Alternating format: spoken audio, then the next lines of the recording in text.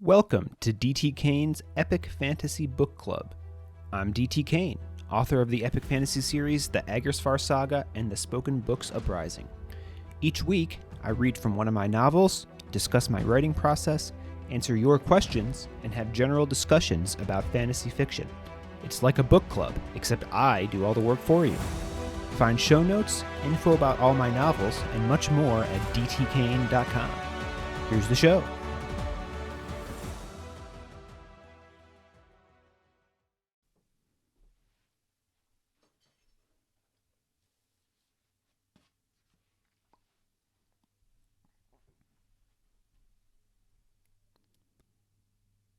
Chapter 14.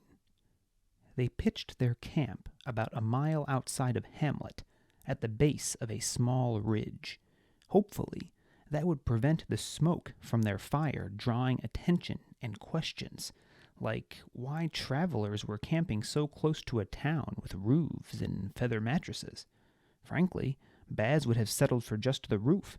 He'd never had a feather mattress anyway, but circumstances had changed. "I still don't understand," Deliritous said. "So what if it gets around that I left my speaker in Hamlet? Won't that just make news of my success?" Deliritous trailed off, face reddening. "Well, the Torchsire success, anyway, at the trials all the greater? That it was done without the use of spoken books?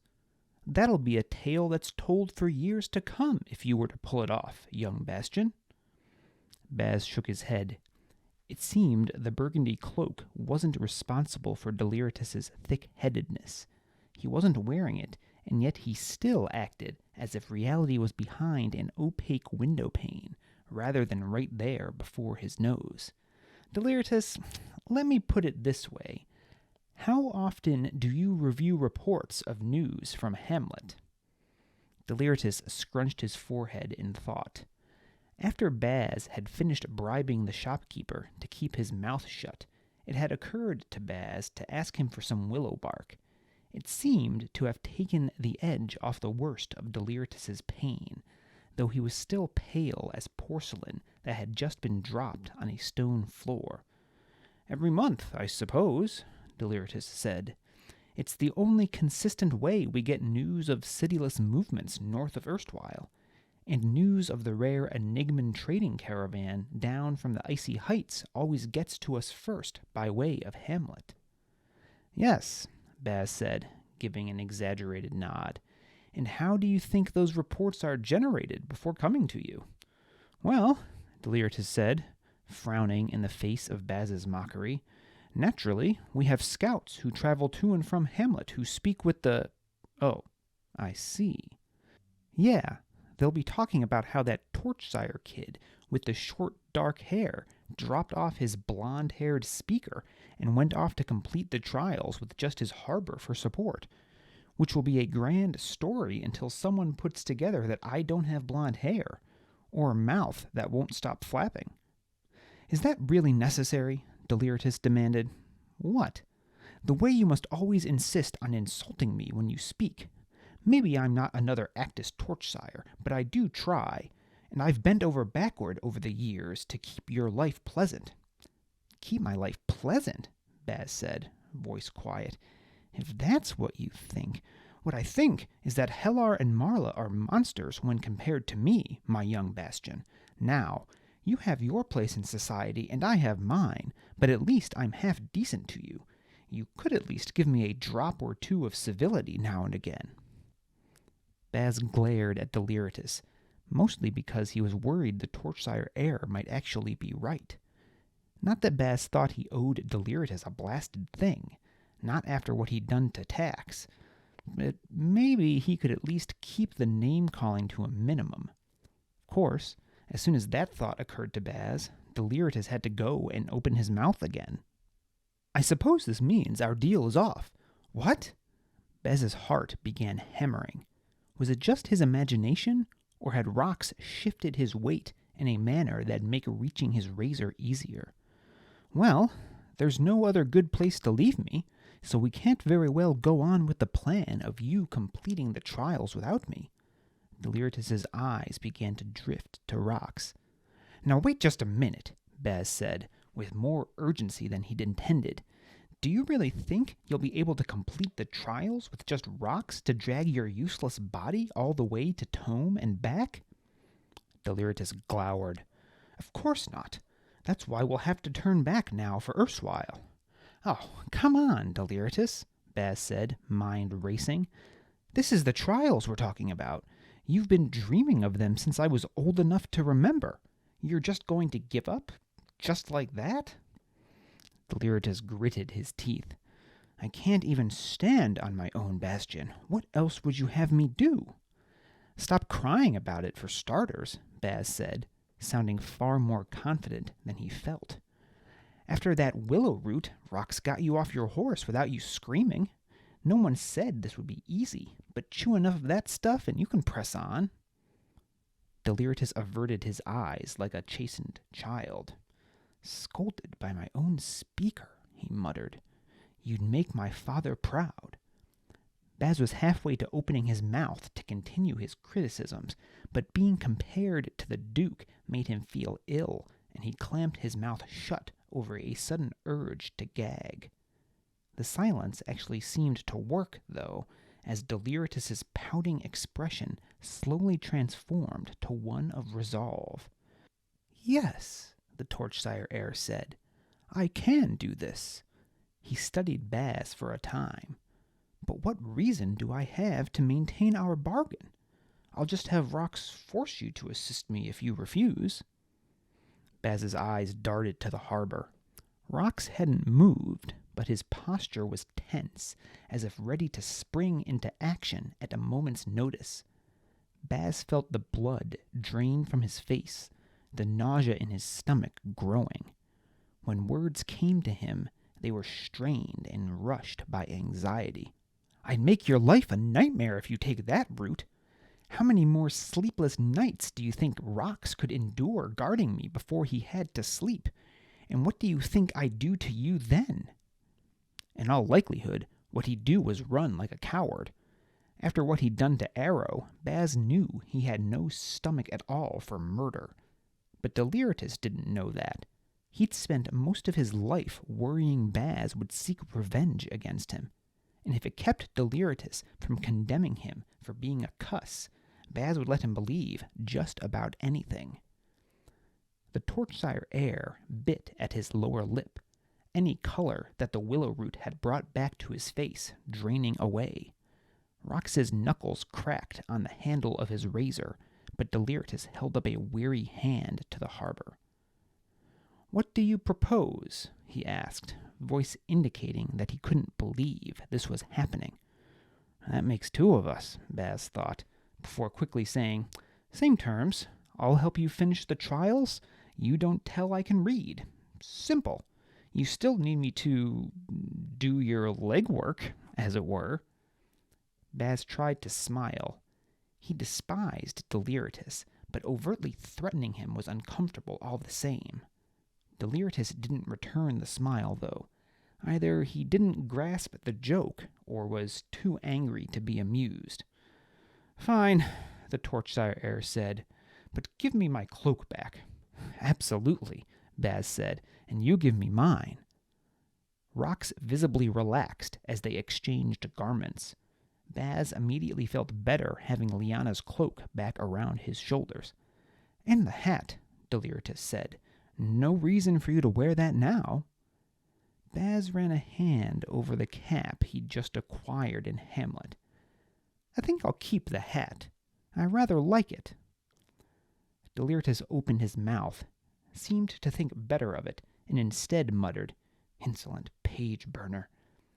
Ordinarily, such an insult would have heated Baz's blood, but something suddenly struck him, and he grinned at Deliritus. "It's funny." "What's that?" Deliritus said, still shaking his head and muttering. "We had rocks cut up your forehead for no reason." Deliritus stared daggers at him from across the fire. Baz held up his hands in mock self-defense. "Perhaps we should go over your plans for getting to Tome," he said. "I'd been hoping to discuss them in a warm room at the Hamlet Inn, but I suppose here by the fire will have to do." Deliritus's expression didn't soften, but he nodded. "In my saddlebags, there's a map. Bring it over to me." Baz repressed the urge to take umbrage over taking yet another command from Deliritus. He retrieved the map and brought it back to Deliritus. Since Deliritous couldn't move, Baz had to sit right beside him with the map spread across their laps. "So we're here," Deliritus said, pointing at a small cluster of squares with triangles on top, representing Hamlet. There weren't any words on the map, of course. They might be trying to work together, but Deliritous wasn't about to show Baz any actual words. The map showed Hamlet situated at a crossroads.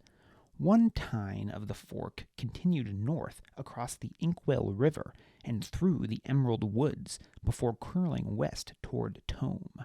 The other branched off west from Hamlet and then slowly curved back north. "So, we know from your shopkeeper that Marla is taking the safer route through the Emerald Woods, and Hellar is heading west." Deliritus pursed his lips in thought. "I'm tempted to say we should take the safe route through the Emerald Woods, but..." "But what?" Baz demanded. That seemed the obvious decision to him, and the last thing Baz needed was Deliritus coming up with a plan that further risked his continued breathing. "Well," Deliritus said, his tone making plain that Baz was already trying his patience again. "Two things. One, Marla still has her Harbour and Speaker, whereas Hellar only has his influencer left to him. If we run into one of them, I'd rather it be Hellar down a Harbour than Marla at full strength." Baz grunted. Not as ill thought out as he'd expected. "And two, I know heading west through the Reach, then up through the Firelands is perilous, but it's also a lot shorter than going through the woods. The way through Emerald Woods takes you well north of Tome before having to double back, and with my leg..." Despite the pain-killing bark, Deliritus's face turned white. "Well, the less I need to travel, the better." Baz remained silent, once more because it seemed Deliritus had actually said something that was correct, and he didn't know how to express the sentiment aloud. Finally, he settled for saying, "Fine. So what do you have in mind for getting us across the Reach and Firelands in as few pieces as possible?" Deliritus frowned. "Baztian, give me some credit. I've only been preparing for the trials my entire life. I have given it some thought, after all." "Great. Then let's hear your plan that's years in the making." Deliritus looked up to the sky for a moment, as if seeking strength from the scribes. Baz resisted a sudden urge to punch Deliritus in the leg, though the sound of Rox's breathing just over his shoulder forestalled that thought. "Your teeth could do with a brushing, Rox," Deliritus said over his shoulder. The sound of the massive man's breathing ceased for a moment. Then he let out a snort that was as close to a laugh as Baz had ever heard him come. That was too much for him. He burst out laughing as well, whether at the pure absurdity of the situation, him hip to hip with Deliritus, a map draped over them like a blanket as if they were two necking lovers, and Rox, the ugliest chaperone ever, to boot, or simply as a defense mechanism to not cry at the seeming hopelessness of the situation. Baz couldn't be certain, but it felt good to laugh. It was a rare occasion he found that warranted it. Deliritus stared at Baz as if he'd gone mad. Maybe he had. Only a loon would contemplate some of the things he'd already done on this trip, and they hadn't even gotten to the truly dangerous parts yet. Rox snorted again. "If we're saying truths, then you need a bath, little Dell." Baz couldn't help it. He was on the ground, laughing so much his newly acquired hat fell off, his sides aching. "What?" Deliritus demanded. Baz took several deep breaths, then looked over to Deliritus, still lying on the ground. "Little Dell?" He started cackling again, tears streaming from his eyes. He really was losing it. "Oh, come now, Baztian. He's known me since I was a child, and look at him. Everyone is little compared to him." Deliritous let out a small chuckle of his own. "And don't think your stink has escaped notice either. We all need a bath in the inkwell as soon as we reach it." Baz got a hold of himself. Somehow he felt better, less fatalistic, if only a little. Tax would likely say there was power in laughter, just as there was power in words. Well, perhaps he'd be right. Maybe he did need a bath, but the laughter had washed away Baz's gnawing doubt as surely as hot water cleanses filth. All right, Baz said, retrieving his hat and pushing himself back over to Deliritous, wiping tears from his eyes. "Please, press on, reader of mine. Tell me what I can expect in the days and weeks ahead." Deliritous laughed again. "It's not overly complicated," he said. "The most dangerous part is the other readers, as you've already seen." That robbed him of his smile. "I have known that, by the way. Just because I tried to give them every benefit of the doubt doesn't mean I was blind to their threat." He stared at Baz, silent for a moment, as if waiting for him to voice a challenge.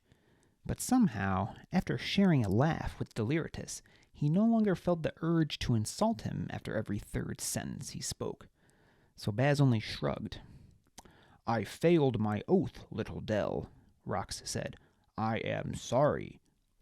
Deliritous turned to pat Rox on one of his massive knees. "No apology needed, Rox. They got the jump on all of us. Not a mistake we'll make again, I wager. But no, Rox, I won't have it. I'm the one who told you to get some sleep. Even you are useless if you can't keep your eyes open. It was my fault for not realizing until too late that Hellar's influencer was lulling me to a false slumber, and that's that. Understood? Do the words, mean what they mean?" Rox grumbled in assent. "They mean what they mean." "Good. So, the plan. Obviously, first obstacle is the Reach. We might be there as early as tomorrow. That's worm country. They're fierce buggers, but they keep mostly to themselves, so long as you don't disturb their nests. Keep to the road and we should be good. And worst case, and we have to fight one, well, I brought a couple books with water spells." He held up a hand to forestall Baz's objection. "I know we haven't worked much with water over the years. I have several fire books as well. They eat freshly charred wood, you know, so I figure if the water doesn't work to douse their fire breathing, we can set some trees on fire and make a run for it while they're distracted." Baz nodded. Seemed sensible enough. "Right. Then we cross the inkwell and we're into the Firelands. Time to worry about the worm's bigger brothers, dragons." Ugh, Baz groaned. He'd been pretending this part of the journey didn't exist. "Never fear, young Baztian. I've brought cloaks and horse blankets that ought to blend us right into the landscape. Chances are we won't even encounter a fire breather. And these days, most fire breathers aren't much bigger than large birds anyway." Baz frowned at Deliritous, some of that desire to criticize already creeping back into him. "Your plan seems to depend an awful lot on simply hoping we don't encounter the things that are dangerous." "Hope for the best, plan for the worst," Deliritous said brightly. "I also brought the book we use to heat the air until it turns to water. Have you ever noticed how when we cast that spell near a fire, the fire goes out?" Baz nodded. Then, when Deliritous only stared at him, he thought on it a little more. "Oh," Baz said. "That's not half bad. You figure to cast that at the dragon to stop it from breathing fire? Could work. It's a really short spell, so we could just repeat it over and over. Maybe you could even let me speak it without the stop rune." Deliritous lowered his eyebrows. "Let's not get ahead of ourselves, Baztian. I still think what you've been hiding all these years is—" "Let's not start on that again," Baz interrupted. "Stopping the dragons from frying us is all well and good, but they could also just step on us or rip us to shreds." Deliritous regarded him sullenly for another moment, obviously thinking about the fact that Baz was a cuss. But finally he relented and said, "Well, in all likelihood we won't come across any dragons that massive. Not saying it's impossible, but ever since the burning they've had less and less food, gotten smaller. There's still plenty of them, but most are small enough that rocks could fight them." "Mm-hmm," Baz said. "And what if we do find a big one?" Deliritous shrugged. "We run." "Right," Baz grumbled. "Right," Deliritous agreed. "So, once we're through the Firelands, it's just the Weeping Plains. Dragons stay away from there. The scribe's old power still holds them back. Biggest worry will be avoiding the bands of Sidious who live there. I brought some concealment spells for that. And then it's tome, and we search for books, and try not to let the crumbling ruins fall on us. Any questions?" Baz had plenty of doubts, but no real questions, so they rolled up the map and lay down to sleep shortly thereafter. He had to admit, Deliritous did seem to have things thought out pretty well, which concerned Baz. He wasn't accustomed to anything going right. Was it possible this might actually work? He still clung to some of the optimism from his earlier laughing fit, and that permitted him to at least ignore worry long enough to fall asleep.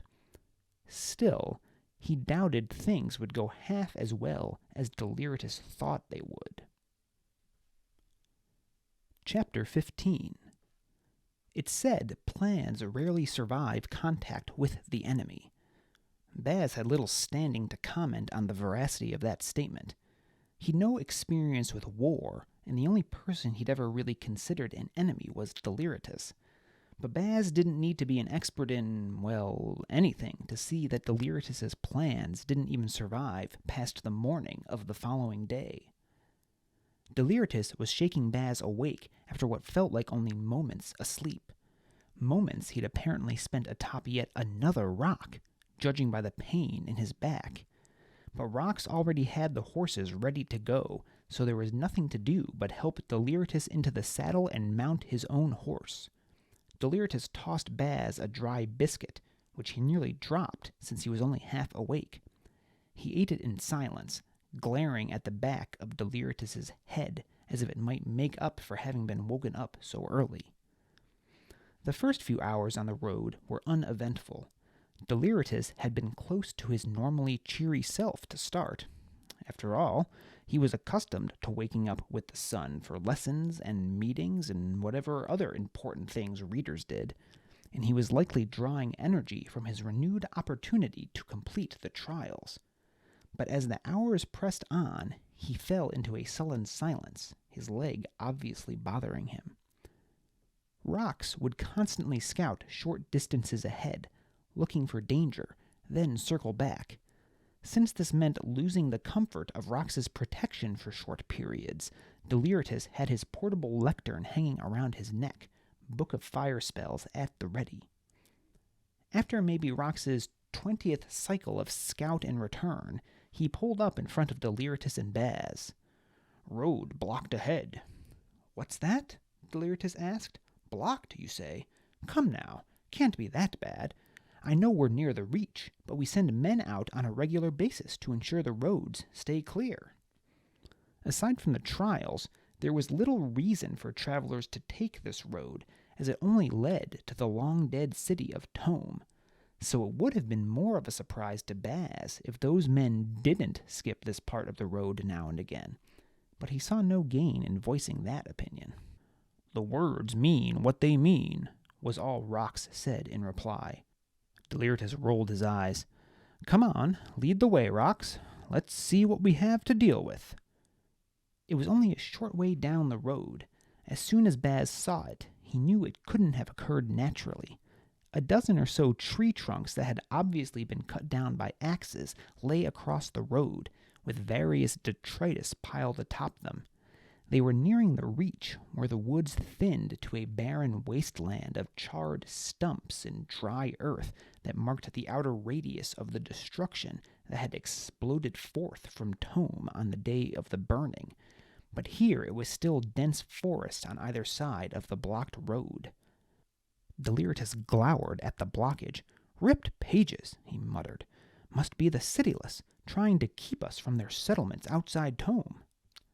They've done a decent job of it, I'd say. Baz hopped down from his horse and gave a couple of the logs experimental pushes. They didn't give an inch. No way we could safely get the horses across this, and we can't just ride around. Rocks? Deliritous motioned toward the logs. The Harbour lumbered over and attempted to lift one of the fallen trees. He actually got it about a foot off the ground before letting it crash back to the ground. Rox shook his head. Too heavy. We could burn them, I suppose, Baz said. Don't be silly, Baztian. We'd likely burn half the forest down and smoke ourselves out. No, we'll just have to go off the road, into the trees. Baz eyed the nearby wood. It seemed peaceful enough, but these were the wilds of Oration, dangerous under ordinary conditions, and they were near the Reach and its malevolent creatures. Deliritous, however, was apparently not prepared to arrive at a democratic decision. He turned his horse and urged it off the road and into the trees. Rox swung up onto his mount and was right behind Deliritous only moments later. Cursing, Baz scurried up onto his horse and followed. It was slow going over the uneven terrain. A horse was likely to stumble and break a leg at anything faster than a slow trot. Still, there were actually the makings of a narrow path through the trees, as if this way had been traveled by others in the past, and for a time everything seemed to be going just fine, which ought to have been the first warning sign. Baz had thought things were going fine when Tax had started teaching him to read all those years ago, and when he'd been out on a simple errand for Deliritous to pick up supplies for him and Delida, not Baz, to go on the trials, and when they'd spent those first 5 days with Hellar and Marla in relative peace, and when they'd agreed on the plan to leave Deliritous in Hamlet. Things never actually went fine. What's that over there? Baz looked up from his ruminations. Deliritous was pointing at a bunch of long sticks stacked against one another, as if someone was preparing to light a pyre. Rox held up a hand to the two of them, then dismounted and walked toward the sticks to investigate, razor at the ready. He didn't make it to the sticks. Maybe half a dozen paces away from them, the ground gave away beneath his feet, and Rox fell from view. Rox! Deliritous cried out, moving as if he meant to get off his horse, before a grimace of pain lit his face, and he curled in upon himself. Baz! Deliritous cried through a mask of pain. Go check on him. Baz made no immediate move to comply. He was most certainly not equipped for this sort of thing. There were a dozen things he could think of in forests that could lead to a quick cessation of his breathing, and those weren't even what scared him. It was the hundreds of other things he didn't know about. Baz! Deliritous cried again. Baz might still not have paid Deliritous any heed, but so strong was the worry in his tone that Baz automatically looked at him before his mind fully registered what he was doing. Come on, Deliritous said. I know Rox doesn't mean much to you, but out here it's as much your loss as mine if we don't have him protecting us. Baz scowled. Fine, but let's at least be prepared. Have a spell ready. Fire streamers, maybe? That was one intended more for entertainment than doing harm. Short and quick, it would allow Baz to shoot narrow gouts of flame from his hands. It wouldn't do much more than singe a coat sleeve unless someone was directly in front of Baz, but it would probably frighten any animals that might try to attack them. That's what Baz hoped, anyway. Deliritous nodded to him, opening the book on his podium and turning to the proper page. Baz dismounted and stepped slowly over to the spot where Rox had disappeared, testing the ground with each step before placing his weight down. When he was within a few feet of the hole in the ground, he called Rox's name. In reply, a sound like a father shushing a small child came from the hole. What's that, Rox? More of the same sound, but no words. Frowning, Baz edged closer to the hole, then looked down. There was Rox, his bald head reflecting the sun that came through the canopy overhead. He seemed to be in one piece, though he was standing very still and looking at... Baz stumbled back from the lip of the drop so quickly that he fell over backward. Scrambling up, he sprinted back to Deliritous. "What is it, Baz?" Panting, it took Baz a second to respond. Finally, he managed to choke out, "We have a problem."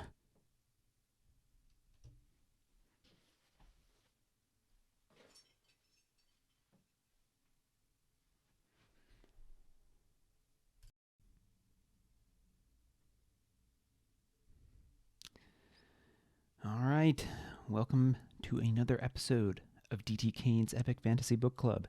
Today is Sunday, April 3rd, 2022. As I record this, I got caught up with a couple other things this week, so special Sunday recording session here today. I actually did the narration a few days before this, so if I look slightly different now, that's why. It's a different day. All right, so quick personal update, and then we will do our discussion of chapters 14 and 15 here. My drafting of part 4 of the Spoken Books Uprising is in full swing now. I'm 26,000 words and change into the first draft and kind of picking up steam here, getting into the meat of the story. It's really kind of amazing to see how all the characters have grown and changed since the first book here, which obviously we are currently working through on the podcast. And I'm excited to continue to share their journey with all of you out there. So lots of exciting storytelling still to come here for all my listeners. I've also been continuing my half marathon training. I know I've mentioned that here on the podcast once or twice. It's been a tough couple of weeks, for it to be honest. Kind of poor weather here in Western New York combined with some weekend obligations. Haven't gotten in as many long runs as I would like, but I did get 7.5 miles in yesterday, which is about 12 kilometers for the non-U.S. listeners out there. Not sure if I'm going to be in good enough shape to hit my 2 hour and 10-minute goal, but just try to keep in perspective how kind of incredible it is that I'm even at this point where I'm talking about a time goal for a half marathon. A few years ago, I couldn't even run down my driveway, so definitely good to keep things in perspective and see how far you have come. That's one reason I like running too. I kind of look at it in some ways as sort of an analogy for my writing. It's kind of slow and steady work over a long period, and you'll see improvement. As in running, that also works in writing. If you think about writing your entire book or an entire series, it's kind of crushing to think about. It's just totally overwhelming. So you really just got to focus on the one run or the one writing session at a time, and then repeat that day after day. Consistency is the key to success in many instances, and that's certainly the rule I live by here, both with my running and my writing. And then finally, we are less than 2 weeks away now from the release of Declaimer's Discovery, which is part 2 of the Spoken Books Uprising. If any of you out there would like to help me out for no cost to you at all, I'm looking for more folks to post reviews of the Acktus Trials on all the various websites, particularly Amazon, just because that's still the biggest retailer out there for books. Part 1 is kind of the gateway that's going to get readers into the rest of the series. So having the social proof of all those reviews on part 1 is important to kind of convince people to pick it up and then kind of get sucked into the world of oration here. So if you have a minute to spare and you wouldn't mind leaving a quick review, I would really appreciate it. I would say at this point, if you have been following along with the podcast, you are probably qualified to say a few words about the book at this point. So if you'd consider doing that, it would help me out a lot, and I appreciate it. Thank you. All right, so chapters 14 and 15. Obviously, we will start with 14 here. Our first section this week is Reality is Behind an Opaque Window. We pick up pretty much right where we left off last week. Baz, Deliritous, and Rox have camped just outside of Hamlet. Baz is lamenting not having a roof over his head. Just fix a typo here in the script. Not having the roof over his head, but after learning that Marla was offering a reward to anyone who would give info about Baz's whereabouts, he can't stay in town, right? And this has kind of ruined their plan, too. They can't stay in town if there's a chance one of the townsfolk reveals to Marla that Deliritous has a dark shaved hair and his speaker has long blonde hair, right? That incongruity is going to become apparent once that story gets out. So leaving Deliritous behind in Hamlet is not going to be an option here. Baz also points out to Deliritous here that, erstwhile frequently sends scouts out to Hamlet to gather news, so they would hear about the description of Deliritous' speaker and put together that Deliritous hadn't gone to Tome. So the plan is out the window, and what are they going to do now? Well, I suppose this means the deal is off, Deliritous says. He tries to break off their deal, figuring he's just going to have to go back to erstwhile now. But Baz can't let that happen, right? So he kind of continues his subtle manipulation here of Deliritous, playing on how important he knows Deliritous feels the trials are to his individual and his family's success. You've dreamed of this for as long as I've known you. Stop crying about it, Baz tells him. Kind of the role reversal here. Usually it's the reader criticizing their speaker, but other way around here. Scolded by my own speaker, you make my father proud, Deliritous says, kind of abashed here. And Baz also got him some painkillers, right? So those can potentially help Deliritous keep going. And Baz points out too, I'll make your life real difficult, Deliritous, if you try to back out of the deal here. And you also need me to do your legwork for you. Kind of a silly joke there. Remember, Deliritous has a broken leg, so Baz always, he can never resist throwing in the kind of the snarky comment. But after all that, Baz convinces Deliritous they should go on. They kind of exchange cloaks back. Remember, Baz had dressed up as Deliritous, but now they can go back to their normal outfit. So Baz gets Lyanna's cloak back, and that makes him feel better. And he's keeping the hat, though, right? I rather like the hat. Insolent page burner, Deliritous says. But, no, Deliritous doesn't put his foot down. He's letting Baz keep the hat here. So, plans have changed here. All three of them are going to try to continue on as originally expected to go try to get to Tome. And kind of an interesting behind the curtain moment here. When I was initially writing, I thought I was just going to leave Deliritous behind here at Hamlet and kind of continue the story with Baz and Rox going off together. But, I kind of enjoyed the relationship that was building between Baz and Deliritous so much that I decided I needed to figure out a way to keep the two of them together. And this is the result. Marla kind of coming out of the woodwork here and offering money for news to force Baz to take his plan in another direction. So we get to stay with Deliritous here longer. Okay, so they begin to go over Deliritous' plans for getting to Tome. This is the Little Dell section of the analysis. First they decide to go the shorter but more dangerous way, which initially Baz is not thrilled about at all. Thinks Deliritous is kind of being an idiot here again for a minute. Why would we pick the more dangerous way? But Deliritous actually has good reasons here. He's thought it out. That's the way Hellar went, and he doesn't have a harbor anymore. So, well, if we're going to run into one of the other competitors, let's run into the one who's not at full strength.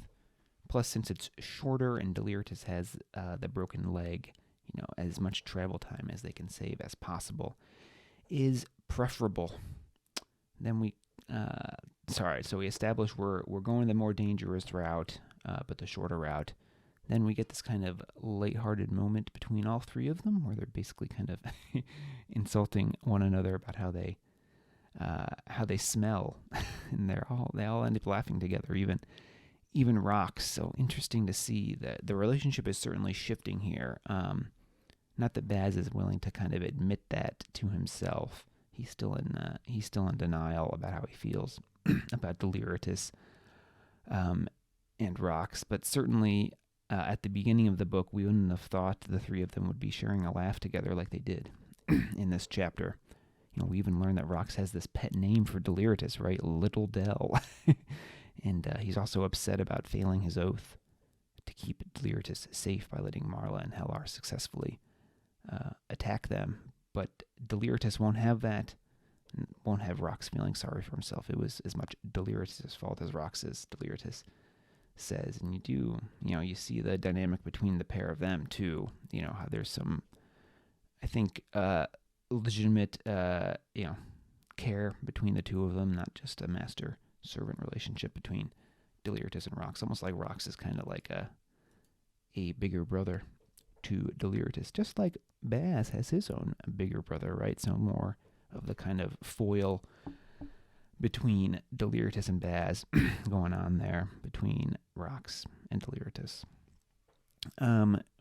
Right. So Deliritous lays out his plan for getting them to Tome safely. First they're going to have to go through the Reach, which is kind of like the outer boundary of where the burnings damage reached, thus the Reach, right? So this is worm country. But worms generally keep to themselves, we are told, and if they encounter them, they can be dealt with fire and water spells. They apparently breathe fire, so throwing some water at them might make sense. And they also, they eat charred wood, right? Which, if any of you have read The Name of the Wind by Patrick Rothfuss, you will see the kind of homage here to the Dracus, which are kind of the dragon-like creatures. In Patrick Rothfuss's world, they eat charred wood as well. So it's kind of a cute little reference here. But okay, so worms, it seems like, they probably shouldn't be too big of a deal. But then once we get past the Reach, we get to the Firelands, which is where the dragons live, or the, quote, fire breathers. Deliritous has brought camouflage for them to use to kind of just blend in with the terrain.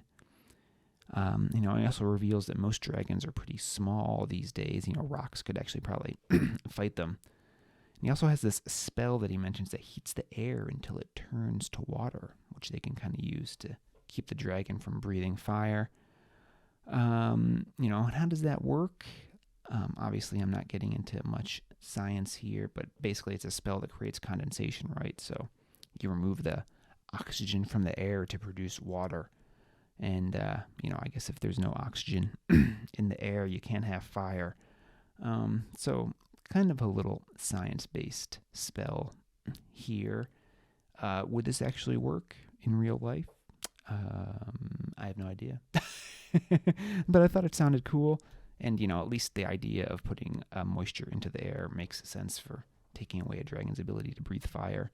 If I have any scientists, chemists, or biologists out there and you want to comment on this, definitely drop me a line, dtkane@dtkane.com, and I would love to share your response to this on a future episode. But okay, so that's the plan for getting through the Firelands, and then we get the Weeping Plains, which is, I guess, kind of the last bit of terrain before we get to the ruins of Tome, and that's where the cityless seem to primarily camp. And the plan there is just to kind of avoid them. All right, so Baz points out, well, your plan seems to depend a lot on not encountering the things that are dangerous. And I'm sure, as you can all kind of foresee here, that's not going to work. We're going to encounter lots of dangerous things here in the coming chapters. So let's read on to chapter 15. Plans never survive contact with the enemy. Baz has got a bad feeling about this. He's like Han Solo here in The Empire Strikes Back.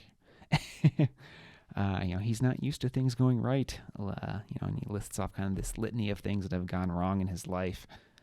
And, I guess unfortunately for Baz, but fortunately for us, because the complications just make it more interesting, right? His feelings prove to be right. They wake up early the next day, and just after a few hours of travel, they find the road blocked by felled trees. It seems the cityless have been at work kind of trying to block the competitors' way to Tome. They don't want readers coming and interfering with their camps around the ruins. So the only way to continue is to go off-roading into the trees. They follow a path that they find there until an odd assortment of sticks draws their attention. And it proves to be not a good idea to go investigate these sticks, right? Rox does just that, and then he falls into a hidden pit. The cityless seem to have created a trap here for travelers. Baz goes to investigate, then rushes back to Deliritous. We have a problem. What could it be? What's down there in that pit? We do see Rox is still alive down there, right? So we know he's not dead. But what do we think is down there with him? What's this big problem that has sent Baz frantically running back to Deliritous? And, ending you on another cliffhanger here, so you'll come back and listen next week. We'll have to wait and see what's down there. Only other note here, I noticed an error here in chapter 15. I'm going to have to go back and correct this in a future edition, but kind of towards the end of chapter 15, Deliritous is frantically calling to Baz, and he actually calls him Baz several times. That was not intentional. I think I've mentioned before, Tax is really the only person who calls Baz Baz. Baz doesn't like people calling him by that shortened name because that implies he's friendly with them, right? And Baz isn't friendly with anyone other than his brother. So everyone calls him Baztian other than Tax. So I'm going to need to go back and try to fix that in a future edition. But that's the life of the independent author here. I can only proofread my stuff so many times before I just need to release it out there into the world. And obviously I have an editor, of course, but even the editor is not going to catch all of these things. So I hope you'll forgive that little lapse there. I bet most of you probably didn't even notice it, but there you go. I was reading it, and little facepalm, but so it goes. Not the end of the world, but there you go. I promised you a few weeks ago I'd point out some of the bad along with all the good that I point out here. So there you have it. All right, so homework for next week, we're going to read chapters 16 and 17. Baz does something unexpected to get Rox out of his predicament.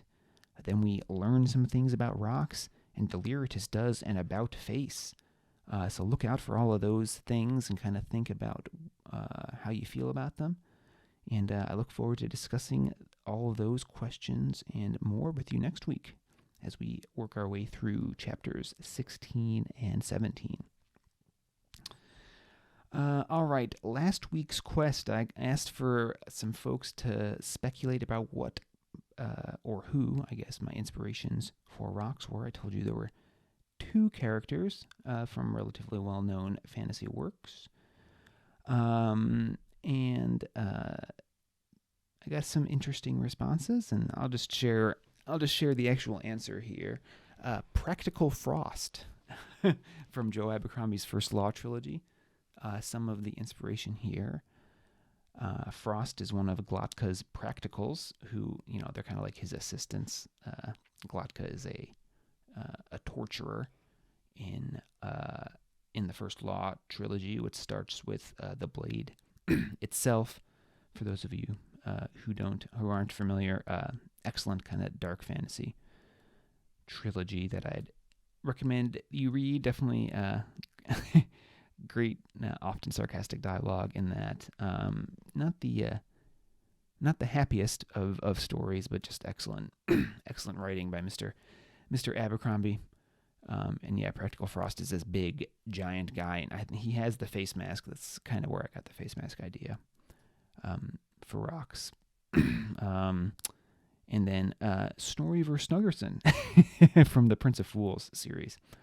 Actually, I think it's the Red Queen series, but Prince of Fools is the first book in the series by Mark Lawrence. Another great and entertaining series. Snorri is kind of like a giant Viking, and especially Rox's deep voice. Kind of imagine how the narrator of the Prince of Fools audiobook does Snorri's voice when I'm talking like Rox.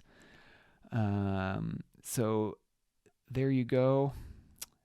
Some more behind the curtain stuff there about my inspirations. Obviously, those characters are certainly influences, but Rox is his own character as well. But I definitely love paying homage to some of my favorite authors, and reading is one of the best ways to come up with new ideas for your own works. Let's see. This week, I'd like you to share your favorite book reading experience with me. I mentioned in the newsletter that I sent out a few days ago, I'm finally wrapping up my first read-through of the Wheel of Time series. I am on the last book, which is A Memory of Light, book 14 of the Wheel of Time. I'm currently reading the Final Battle chapter, which is like 250 pages of one chapter. I'm almost like not reading as fast as I normally would because I don't really want it to end. But it's just, it's been great so far, and I can't wait to see how it wraps up. I'm almost like nervous. Books don't do that to you very often. So I'll share another favorite reading experience with all of you next week, but I would love to, sorry, I'm kicking my headphones over here. I'd love to hear some of your favorite reading experiences, that gave you a visceral reaction or made you cry or, something like that really stands out to you. I'd love to share some of those on next week's episode, so shoot me an email, dtkane@dtkane.com, or you could drop a message on Twitter or Facebook as well at dtkaneauthor if you prefer those platforms instead. Right. And with the quote here, as we always do, this one is from Frank Herbert in Dune. Dune's kind of like science fantasy, I guess, but I guess many people will call it science fiction too. But whatever, it's close enough to fantasy. We're going with it. Survival is the ability to swim in strange water. As I often do, I like this both for what we've been reading in the Acktus Trials, and also as good general life advice. Baz has already had to adapt his plans here, and survival really is the thing that's at stake for him here. Either Deliritous is going to reveal that he's a cuss and either get him executed or at least blinded like his brother. And, there are all these unknown dangers out in the wilds of Oration, and also the two competitors are still out there at large, so lots of danger. So Baz has to be thinking on his feet here to make sure he keeps the old air going in and out of his lungs, as Baz would like to say. And then I also guess just, more generally, the quote here again, survival is the ability to swim in strange water. Life is not always predictable. You get lots of curveballs, right? So you can't always see what's going to happen, and you certainly don't always have control over what happens to you, but what you do always have control over, and I'm just lifting this right out of some Stoic philosophy here, but You always have control over how you react to things that happen to you. So that can be kind of a empowering idea as well. If you hold on to that and kind of help you keep an even keel through turbulent times. So, survive, figure out how to swim in those strange waters. And just always remember, you can control how you react, even if you can't always control what happens. So there you go. Thank you, Mr. Herbert, for that nice quote. And that's a good way to end this week's episode. So until next time, this has been D.T. Kane's Epic Fantasy Book Club. 2 things. 1, Marla still has her Harbour and speaker, whereas Hellar, oh, they've done a decent job of it, I'd say. Baz hopped down. Enunciate, la-da-da, I'd say, period. Don't be silly, Baztian. I'm losing my, shrill Deliritous voice here.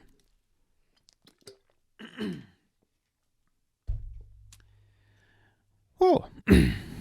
La-da-da-da. Oh, that note's not there. Okay. Thanks for listening to D.T. Kane's Epic Fantasy Book Club. If you liked today's episode, please consider rating and reviewing wherever you listen to podcasts. If you're watching on YouTube, give this video a thumbs up if you liked it, and hit that subscribe button and the bell so you get notified whenever new episodes become available. If you'd like to listen to back episodes or review the show notes, visit dtkane.com/podcast.